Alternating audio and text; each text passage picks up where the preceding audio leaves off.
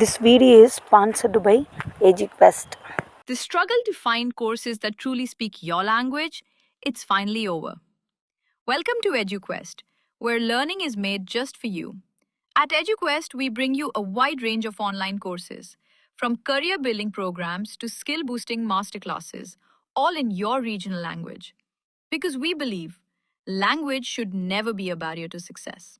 Our courses are tailor-made after understanding what today's learners really need. So why wait? Start learning the smarter, simpler way only with EduQuest. Visit eduquest.courses and explore your next course today. And hey, don't miss out on our exciting offers and promotions.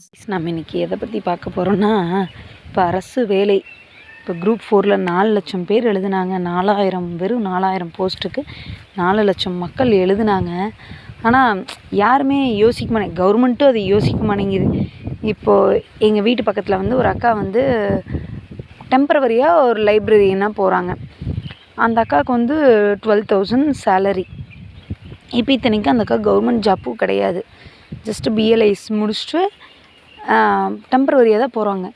எங்களுக்கு இப்போ இருக்கிற இளைஞர்களுக்கு அந்த சம்பளம், இளைஞர்களாகட்டும் வீட்டு இல்லத்தரசிகளாகட்டும் எல்லாத்துக்குமே வந்து அதே சேலரி, ஒரு 10 to 12 அவ்வளோதான் போதும். இதுவே எங்களுக்கு ரொம்ப முக்கியமான ஒரு பணமாக இருக்குதுன்னு நான் யோசிக்கிறேன். ஏன் ஃபுல்லாக கவர்மெண்ட் ஜாப் தான் வேணுமா? ஏன்னா இப்போ பிஎஃப் பணமும் முதல் மாதிரி இல்லை, பென்ஷனும் கிடையாது. ஏன் கவர்மெண்ட் ஜாப்னு ஓடுறீங்கன்னு தெரில. ஆனால் கவர்மெண்ட்டும் வந்து இது கொஞ்சம் யோசிக்கணும். எல்லாத்துக்குமே வந்து இது வேலையும் கிடைக்கும், யாரும் வந்து அதுக்குமே லஞ்சம் கொடுத்து தான் போகணும் அந்த மாதிரி ஒரு சூழலும் கூட இது ஏற்படுத்திடுவாங்க.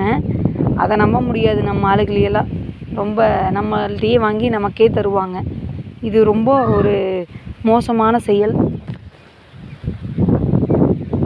ஆனால் வந்து கொடுத்தாங்கன்னா எல்லாத்துக்குமே ரொம்ப ஈஸியாக இருக்கும். ஒரு ஸ்கூலில் வந்து எங்கள் ஸ்கூலில் தான் பக்கத்தில், அங்கே வந்து ஒரு 7 குழந்தைகள் தான் படிக்கிறாங்க. அங்கே ஒரு ஹெச்எம் டீச்சர், அவங்களுக்கு 1.25 லட்ச ரூபா சம்பளம். அவங்க இன்னொரு டீச்சருக்கு வந்து ஒரு 60,000 சம்பளம்.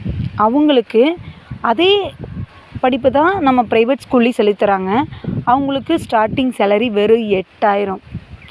அதே திறமை ஏன் அவங்கள்ட்ட இல்லையா? எல்லாருமே கரைச்சி குடிச்சிட்டு தான் வந்து எடுக்கணும்ல ஒன்றும் இல்லை.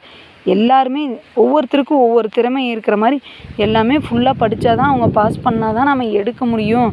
அவங்க கவர்மெண்ட் வேலைக்கு எலிஜிபிள்னு சொல்கிறது வந்து ரொம்பவே தப்பு தான். அதுக்குன்னு கலெக்டர் அந்த மாதிரி அவங்களுக்குன்னா ஓகே. ஒரு ஸ்கூல் ஸ்டாஃப்ஸ்க்கு டிசிப்ளினாக என்ன, அதெல்லாம் ரொம்ப முக்கியம். டிசிப்ளின், பங்க்சுவாலிட்டி இதெல்லாமே ரொம்ப முக்கியம். அவங்களுக்கு கொஞ்சம் சேலரி குறைச்சிட்டா இன்னும் 2 ஸ்டாஃப்ஸ் எக்ஸ்ட்ராவே நம்ம கொடுக்கலாம். அவங்களுக்கு 1 லட்சம் 1.25 லட்சம் கொடுக்குறக்கு அந்த அம்மா 1.25 லட்சம் முடிஞ்சு அவங்க ரிட்டையர் ஆகுறாங்க அப்படின்னா அதில் பாதி சம்பளம் 60,000க்கு பக்கமாக ஒரு ஆஃப் சம்பளம் அவங்க வீட்டிலேருந்து சும்மாவே வாங்குறாங்க. எங்களுக்கு நாங்கள் அப்படி பென்ஷனும் தேவையில்லை, நாங்கள் உழைக்கிற நாட்களுக்கு மட்டும் சம்பளம் தந்தால் போதும்னு தான் நாங்கள் சொல்கிறோம். இது வந்து எனக்கு ரொம்பவே கஷ்டமாக இருக்குது பார்க்குறப்பெல்லாம். நம்ம இளைஞர்கள் அத்தனை பேர் பாருங்கள், ஒவ்வொருத்தரும் எழுதுகிறாங்க. இதில் ஜாப்ஸ் போயிட்டுருக்கிறவங்களும் எழுதுகிறாங்க, போகாதவங்களும் எழுதுகிறாங்க. ஆனால் பாதி பேர்த்துக்கு பாவம் ரொம்ப மன உளைச்சல் ஆயிடுது. தயவு செஞ்சு இது வந்து கொஞ்சம் கவர்மெண்ட் வந்து யோசிங்க. டெம்பரவரி ஜாப்ஸ் போட்டாவே போதும், ஒரு 10 வருஷம் ஒர்க் கொடுத்தாவே போதும். அந்த ஒரு குடும்பத்துக்கு ஒருத்தருக்கு அந்த டெம்பரவரி ஜாப்ஸ் கொடுத்தாலே அந்த குடும்பம் வந்து கண்டிப்பாக தலை எடுத்துரும் அப்படின்னு தான் நான் சொல்லுவேன். ஏன்னா வந்து பார்த்திங்கன்னா இப்போ கவர்மெண்ட் வேலையில் இருக்கிறவங்களுக்கு திரும்ப கவர்மெண்ட் வேலை அவங்க பொண்ணுக்கோ இல்லை பையனுக்கோ தந்துடுறாங்க. அது எப்படி அந்த குடும்பம் மட்டும்தான் நல்லா இருக்கிறாங்க, மற்ற குடும்பத்தில் வந்து யாருக்குமே கிடைக்கிறதே இல்லை. அதுக்கேற்ற மாதிரி தயவு செஞ்சு வந்து கவர்மெண்ட் வந்து கொஞ்சம் யோசிக்கணும். இப்போ இருக்கிற கவர்மெண்ட்டாக இருந்தாலும் சரி, இன்னைக்கு கவர்மெண்ட் ஆட்சி மாறி இருந்தாலும் சரி, மனசாட்சிப்படி யோசித்து தயவு செஞ்சு எதாக இருந்தாலும், இப்போ காசை நோக்கி தான் நாடு போயிட்டுருக்குது, எல்லாமே போயிட்டுருக்கு.